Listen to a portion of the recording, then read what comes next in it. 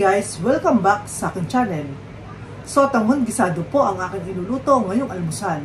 Nahiwa ko na po ang mga bawang sibuyas, nahiwa ko na rin po ang mga gulay. Maraming gulay po ang ilalagay ko sa aking sotanghon gisado. Medyo frozen pa po ang aking giniling. At ngayon po, samahan niyo po ako magluto ng aking sotanghon gisado at sasalang ko na po ang kawali. Ito po yung aking lulutuin na sotanghon gisado. Ito po yung mga sangkap. Meron na po akong nahiwang mga gulay, Baguio beans, carrots, at pechay Baguio. Yan po yung aking giniling sotanghon. Nahiwa ko na rin po ang mga bawang sibuyas. Ngayon po ay ready na po akong magluto ng sotanghon gisado para po sa almusal. Nagsalang na po ako ng kawali. Ngayon naman po lalagyan natin ng mantika. Mainit na po ang mantika, ilagay na po natin ang mga bawang. Magigisa na po ako ng bawang. At ilalagay ko na rin po ang sibuyas. Pagsabayin na po natin. Ngayon naman po ay ilagay na natin ang giniling. Medyo frozen pa po ang ating giniling. Bago ko naman yung binabalot sa plastic at nilalagay sa freezer, hinugasan ko po muna. Halo-haloin na lang po natin ang ating giniling para po matanggal ang pagka-frozen niya. Hinalo-halo na po natin. Ngayon okay na po. Ngayon po ay atin ang titimplahan. Lagyan na po natin ng pamintang crack. Medyo malaki ang ating pamintang crack. Ngayon naman po ay lagyan na natin ng aji.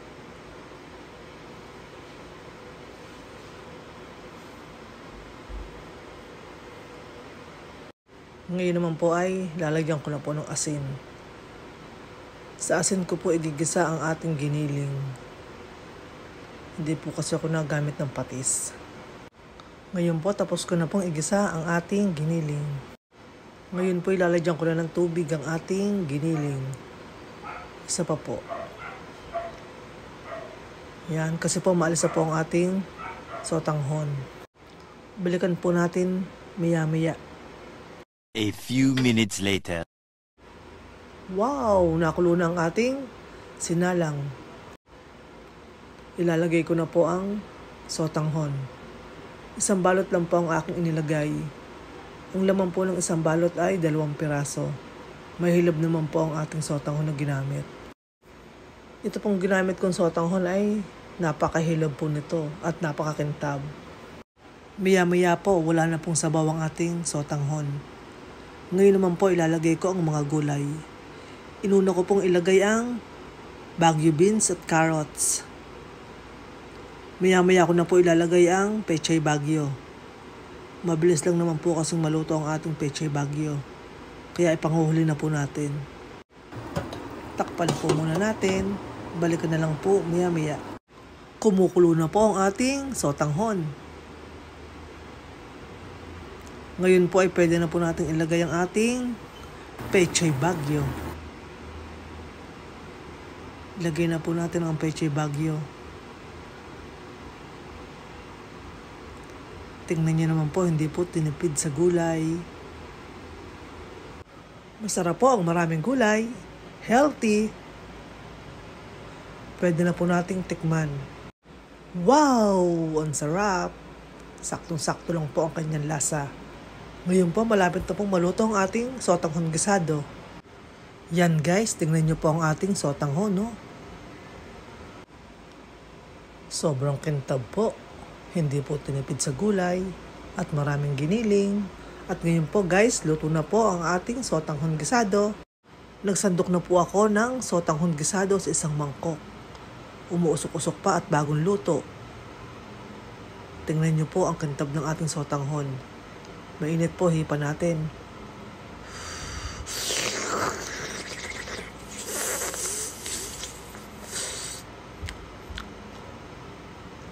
Ayos. Ang sarap po. Isa pa. Talagang mainit. Yan guys. Kakain na rin po ang aking asawa ng almusal. May 2 tasang malunggay at dito na po kami sa labas kumain. Tingnan nyo po ang kulay ng langit. Ma-orange-orange na mapula-pula. Ito po ang itsura ng langit sa amin. Ang oras po ngayon ay 5:20. Magandang umaga po. Yan po guys. Bukas na po ang aming tindahan. Baka sarado pa po ang mga tindahan sa inyo. Dito na po kayo bumili sa aming tindahan. Tapos na po akong kumain. Asawa ko naman po ang nahuli. Maya-maya rin po ay aalis na po yan. At magtitinda po ng isda. Tomorrow. Kain po tayo guys. Ito po ang aking almusal ngayon.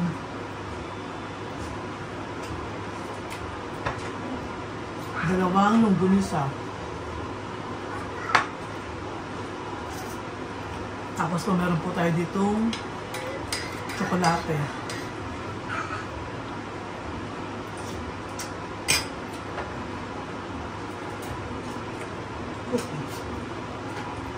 No cookie. Guys, kain po tayo. Ang ulam ko po ngayon ay longganisa. 2 praso long. Aray ko naman cookie. Ang kulit naman ni cookie. Bawal sa ito, di ba? Nangungulit po si cookie. Nakakain na naman po siya. Yan guys, kain po tayo. Yan guys, kain po tayo. Ito po ang aking almusal ngayon.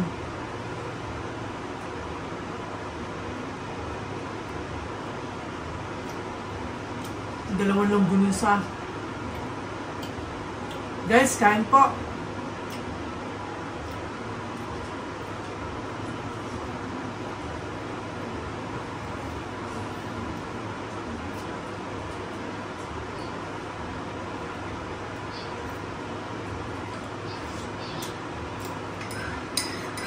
Kain po tayo. Ito po ang aking almusal ngayon. 2 longganisa, tapos po meron ako dito yung tsokolateng mainit. At may sausawan din po akong ketchup.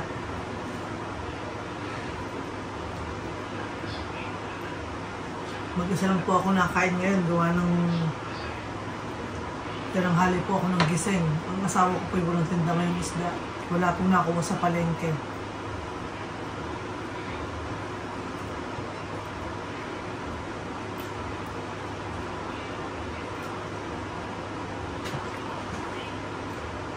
Nauna na pong kumain ng asawa ko ng almusal.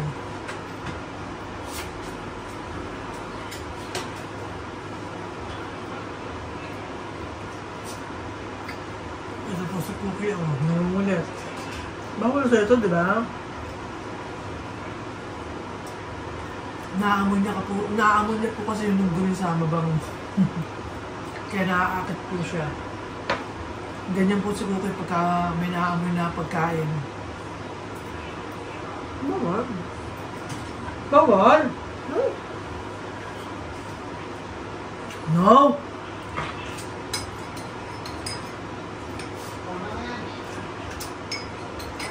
Oh, mainit. Sige, oh. Ayan, oh. Sige, oh. Ayan, mainit, oh. Para bubuko ba? Ang sakit ko ng puko ni Cookie. Makulit.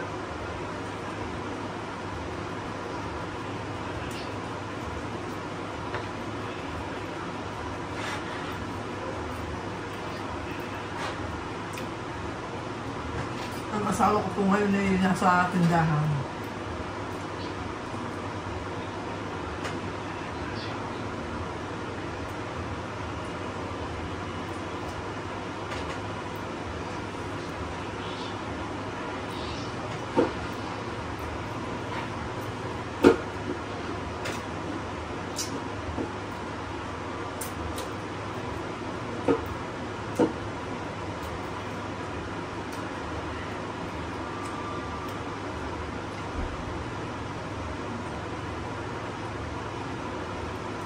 Ang sarap po ng pagkakaluto.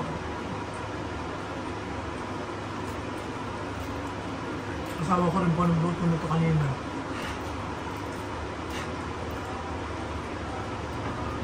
Ang kilo po nitong longganisa namin ay 380 po ang kilo, sabi ng asawa ko.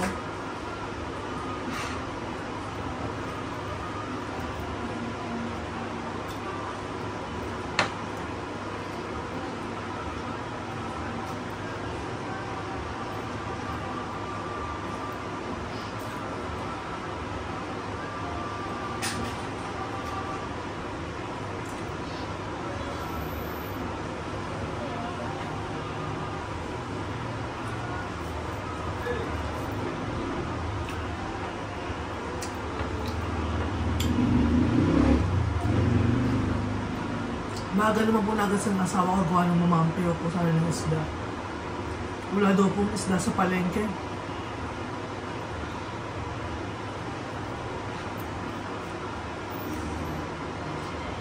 Kaya ginawa niya po, bumili na lang siya ng longganisa.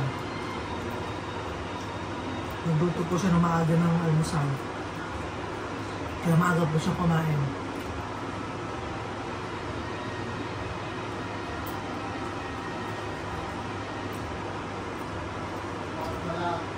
Ang sarap po.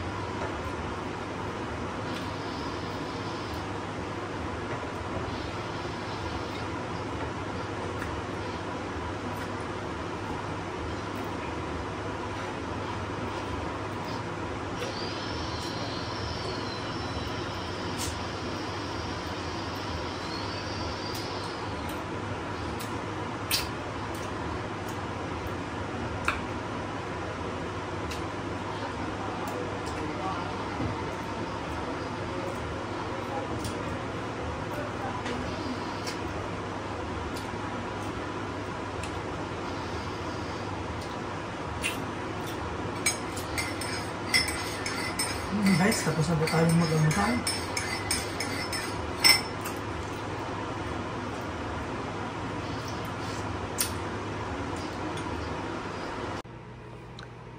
Cute-cute naman ang Cookie. Hinihimas na yung Cookie. Ang cute-cute niyan si Cookie. Patingin nga na mukha. Ay, ang cute-cute. Ang cute-cute. Ang cute-cute.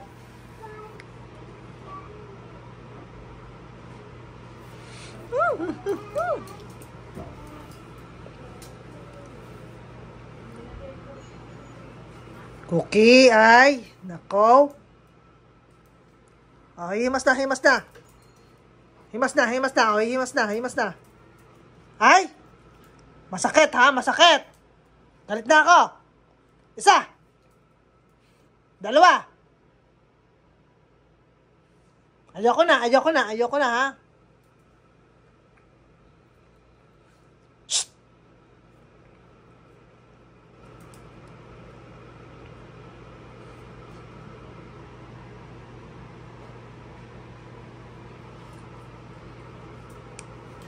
Ang lande ni Cookie. Ang lande. Ang lande.